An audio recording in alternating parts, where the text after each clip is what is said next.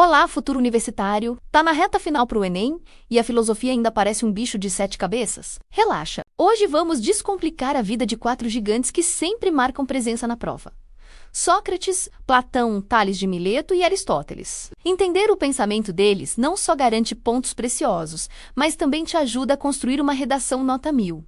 Então, pega o caderno e vem comigo. Vamos começar com o mestre, Sócrates. Atenção aqui, Sócrates não escreveu absolutamente nada. Tudo que sabemos sobre ele veio dos seus discípulos, principalmente Platão. Nascido em Atenas, ele era conhecido por andar pelas ruas e praças, a agorá, conversando com todo mundo. Ele não queria ensinar, mas sim fazer as pessoas pensarem por si mesmas. Esse é o famoso método socrático. E como funcionava isso?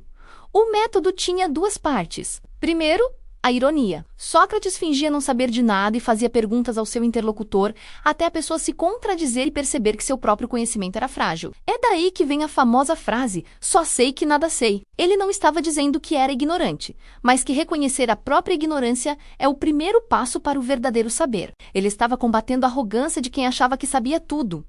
Depois da ironia, vinha Maiêutica. A mãe de Sócrates era parteira, e ele dizia que fazia o mesmo, mas com ideias. Ele ajudava as pessoas a darem à luz seus próprios conhecimentos, a parir suas próprias verdades através do diálogo e da reflexão. Para Sócrates, a verdade já está dentro de nós, só precisa ser acessada. O objetivo final era sempre o autoconhecimento, a busca pela virtude e pela vida boa. Lembra da frase, conhece-te a ti mesmo? Era o lema dele. Infelizmente, suas ideias incomodaram muita gente poderosa em Atenas, e ele foi acusado de corromper a juventude e condenado à morte. Agora, vamos para o seu aluno mais brilhante, Platão. Diferente do mestre, Platão escreveu. E muito! Seus livros são geralmente em forma de diálogos, com Sócrates como personagem principal. Foi Platão quem fundou a primeira universidade do mundo ocidental, a Academia. A grande sacada de Platão, e isso cai muito no Enem, é a teoria das ideias, ou teoria das formas. Imagine o seguinte, você já viu vários cachorros na sua vida, certo? De diferentes raças, tamanhos, cores, mas todos eles têm algo em comum que faz você saber que são cachorros. Para Platão, essa ideia de cachorro perfeita e imutável existe num outro plano, o mundo das ideias. É um mundo da verdade, do conhecimento verdadeiro, acessível apenas pela razão. O mundo em que vivemos, o que percebemos pelos nossos 5 sentidos, é o mundo sensível. Para Platão, esse mundo é apenas uma cópia imperfeita, uma sombra do mundo das ideias. Para explicar isso, ele criou uma das metáforas mais famosas da filosofia, o mito da caverna. Imagina pessoas presas numa caverna desde que nasceram, vendo apenas sombras projetadas na parede. Para elas, aquelas sombras são a única realidade. Se um prisioneiro conseguisse se libertar e sair da caverna, a luz do sol o cegaria no início, mas aos poucos ele veria o mundo real, as coisas como elas são. Esse prisioneiro é o filósofo, que usa a razão para sair do mundo das aparências e alcançar o mundo das ideias, o conhecimento verdadeiro. O dever do filósofo, então, é voltar à caverna para tentar libertar os outros. Mesmo correndo o risco de não ser compreendido ou até mesmo ser morto, uma clara alusão ao destino de Sócrates. Outro ponto importante de Platão para o Enem é sua visão sobre política, que está no livro A República. Ele idealiza uma cidade justa, governada pelo rei filósofo. Por quê? Porque somente quem alcançou o conhecimento verdadeiro, quem saiu da caverna, teria a sabedoria e a virtude necessárias para governar de forma justa, buscando o bem comum e não interesses próprios. Resumindo para fixar, Sócrates é o cara do diálogo, da ironia e da maiêutica, do só sei que nada sei e do conhece-te a ti mesmo. Ele não deixou nada escrito. Platão, seu discípulo, escreveu sobre ele e desenvolveu a teoria das ideias, dividindo a realidade entre o mundo sensível, das aparências, e o mundo das ideias, da verdade. O mito da caverna explica essa jornada do conhecimento.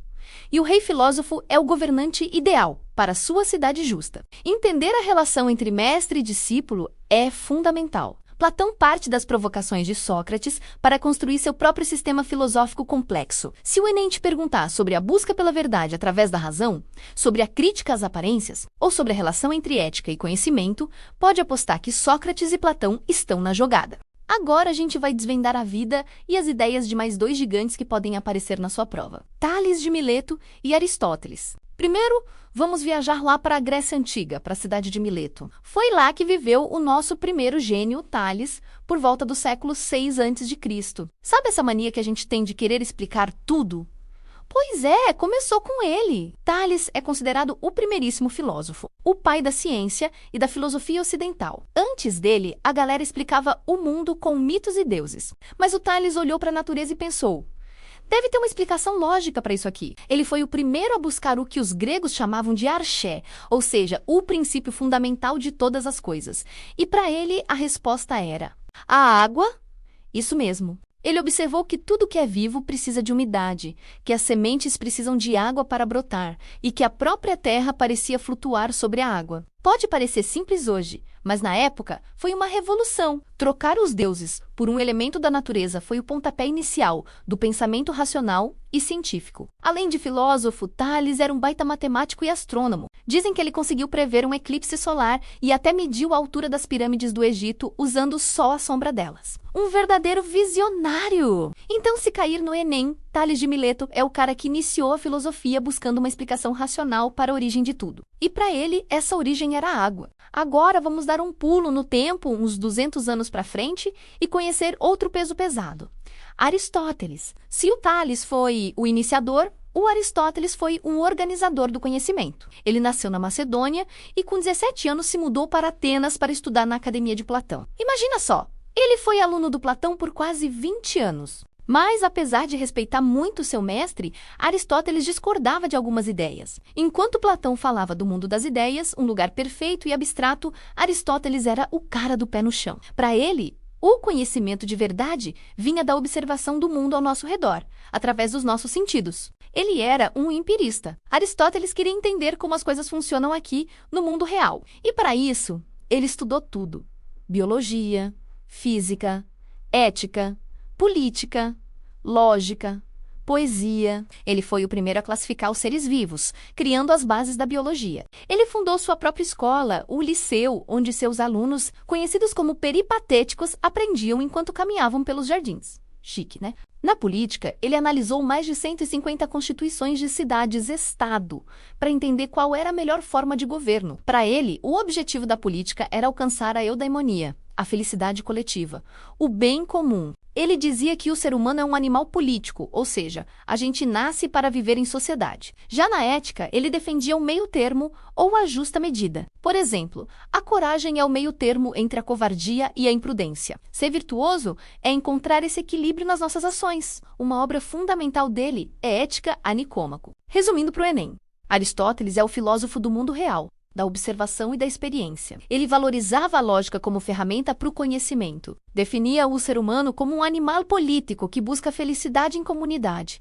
E, na ética, pregava o equilíbrio, a famosa justa medida. Então, vamos recapitular essa última dupla dinâmica de hoje. De um lado, Tales, o pioneiro que trocou os mitos pela razão e apontou a água como o princípio de tudo. Do outro, Aristóteles, o grande sistematizador, que nos ensinou a observar o mundo, a buscar o equilíbrio e a entender nosso papel na sociedade. Entender a diferença entre o idealismo de Platão e o realismo de Aristóteles é um ponto-chave que sempre aparece. Ufa! Bastante informação, né? Mas tenho certeza de que agora ficou muito mais claro. Esses 4 pensadores não são só nomes estranhos em um livro de história. Eles moldaram a maneira como pensamos até hoje. Comenta aqui embaixo qual outro filósofo te deixa de cabelo em pé que a gente descomplica para você. Bons estudos e até a próxima!